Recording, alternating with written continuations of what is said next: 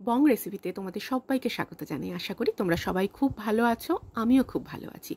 বৃষ্টি হলেই আমাদের সবারই একটু মুখরোচক কিছু খেতে ইচ্ছা হয়, তাই না? তাই ভাবলাম যে একদম ঘরে থাকা উপকরণ দিয়ে এমন কিছু একটা রেসিপি তোমাদের সাথে শেয়ার করি, যেটা সস্তায় হবে, কম সময় হবে, আর সবার বাড়িতে সব ইনগ্রেডিয়েন্টস থাকবে। এমনকি যারা নতুন নতুন রান্না শিখছো তারাও এটা ট্রাই করতে পারবে। তাই ভাবলাম মশলা দিয়ে আলু ভাজার এই রেসিপিটা তোমাদের সাথে আমি শেয়ার করে ফেলি। তোমরা দেখো সহজ এই রেসিপি, আশা করি তোমাদের ভীষণ ভালো লাগবে। এটা সন্ধেবেলা মুড়ির সাথেও যেমন ভালো লাগবে, ভাত ডালের সাথে খেতেও কিন্তু ভীষণ ভালো লাগবে। এমনকি তোমরা এটা বাচ্চাদের স্কুলের টিফিনেও দিতে পারো। তো রেসিপিটা শুরু করছি। প্রথমেই দিয়ে দিচ্ছি কয়েকটা আলু, যেটা আমি খুব ভালো করে ধুয়ে একদম জলটাকে মুছে নিয়েছি।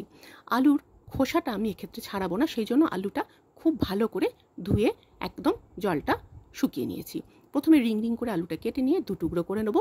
আর আলু কাটাটাও এক্ষেত্রে ভীষণ সহজ, তাই বললাম যারা নতুন নতুন রান্না শিখছে তারা কিন্তু স্বচ্ছন্দে এটা করতে পারো। একটু মোটা মোটা করে কেটে নিচ্ছি আলুগুলো। আর আলুটা কাটা হয়ে গেলে এটাকে আরও একবার মুছে একটু শুকনো করে নেবো আর কি, তারপরে বাকি কাজগুলো করব। দেখো আলুটা একদম রেডি হয়ে গেছে। এবার একটা মিক্সিং বোলের মধ্যে প্রথমেই আমি আলুগুলো দিয়ে দিচ্ছি। এরপর আমি কিছু ড্রাই স্পাইসেস অ্যাড করতে থাকবো। তোমরা দেখো, আর প্রত্যেকটা মশলাই কিন্তু বাড়িতে আছে, এমন জিনিস দিয়েই আমি তোমাদের এই রেসিপিটা করে দেখাচ্ছি। আশা করি ভালো লাগবে। প্রথমেই দিয়ে দিলাম 2 চামচ বেসন, এটা তোমরা তোমাদের আলুর পরিমাণ অনুযায়ী দেবে।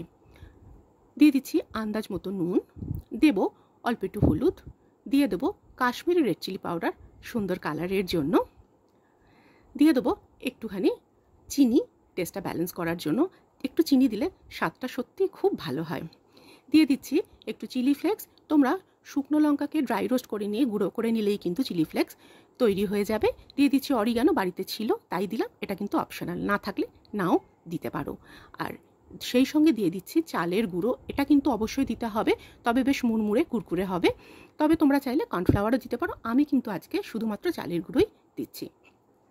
এবার ওপর থেকে একটু একটু করে জল দিয়ে এটাকে মেখে নেবো। জলের পরিমাণটা এখানে কিন্তু ভীষণ ইম্পর্টেন্ট।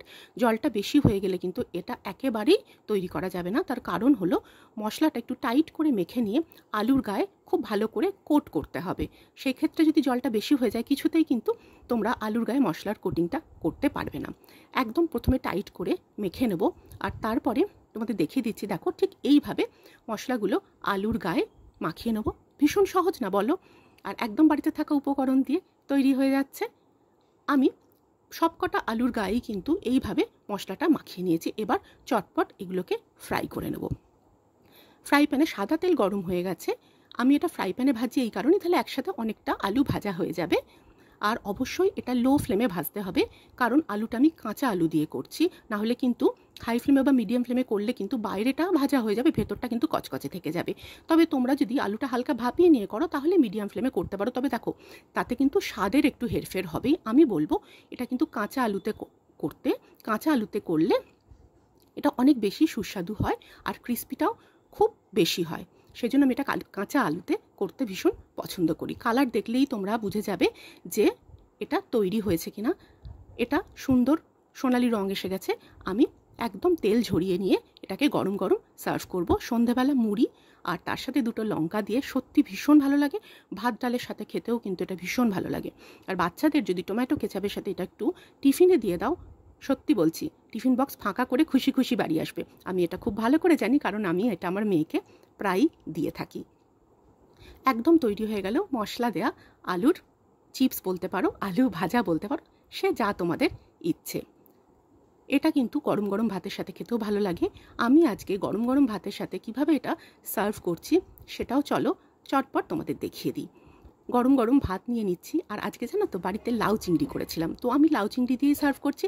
আসলে ডালটা আজকে হয়নি বাড়িতে, ডালটা দিয়ে খেতে কিন্তু আরও ভালো লাগে। এটা ডাল দিয়ে খেতে পারলে বেশি ভালো লাগে। তো আজকে আমি যাই করেছি সেটা দিয়ে তোমাদের দেখাচ্ছি কিভাবে এটা সার্ভ করলাম। লাউ চিংড়িতে একটা কাঁচা লঙ্কা নিয়ে নিচ্ছি, আর নিয়ে নিলাম এই মশলা দিয়ে ভাজা আলু। সত্যি বলছি এই গরম গরম ভাতের সাথে যে কোনো তরকারি ডাল দিয়ে এই আলু ভাজা খেতে ভীষণ ভালো লাগে।